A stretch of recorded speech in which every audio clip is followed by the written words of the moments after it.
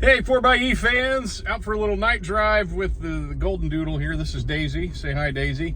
And wanted to share something that, actually, this is a question, kind of a poll, kind of a curiosity, one of those kind of things. And I need some feedback from the 4xe community on this, because in talking with some friends in the 4xe community who have come up with similar theories to mine, we're wondering if there is any correlation between people that have had a electronic coolant heater replaced, had that unit fail and had that replaced, and then had a coolant pump fail and then had replaced, if there is any correlation at all to people who have had error in their coolant lines going to their battery.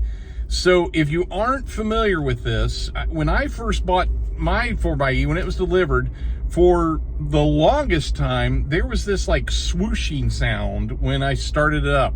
My initial startup, every time you would hear this like, this sound, and to me, it just sounded like fluid flowing.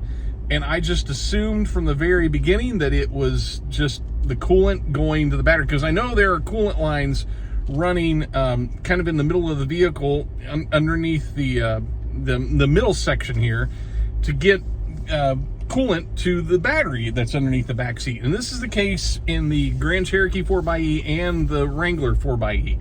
And I just thought that was how it was supposed to be. I never questioned it. It went like that for the longest time.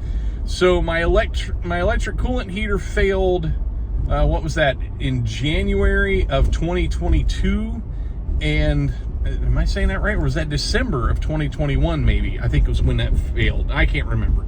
But just earlier this year in 2023, my coolant pump A failed. And when they replaced that coolant pump, that whooshing sound went away.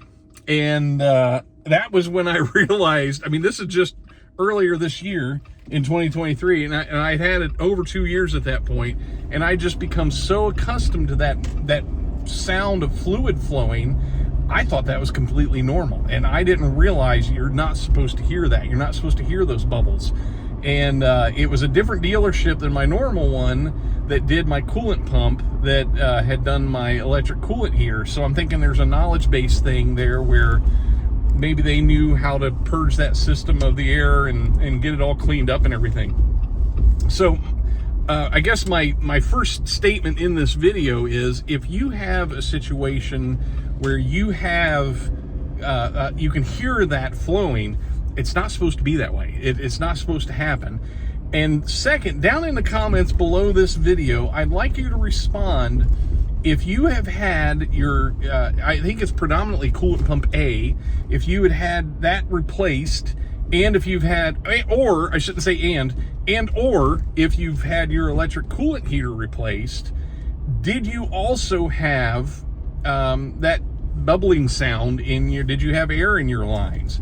And the theory that we're running with, and what's behind this question and wanting to get some feedback from the community, we're wondering now if those air bubbles in the line have actually caused damage to the electric coolant heater, or if they've caused damage to the coolant pump.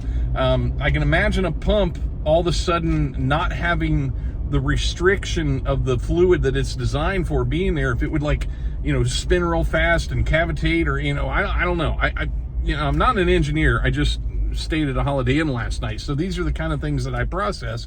And once I had that conversation with a few other really smart people on the 4xe system, I started thinking maybe we're onto something here. And the only way we can figure that out is to collect some data from the community.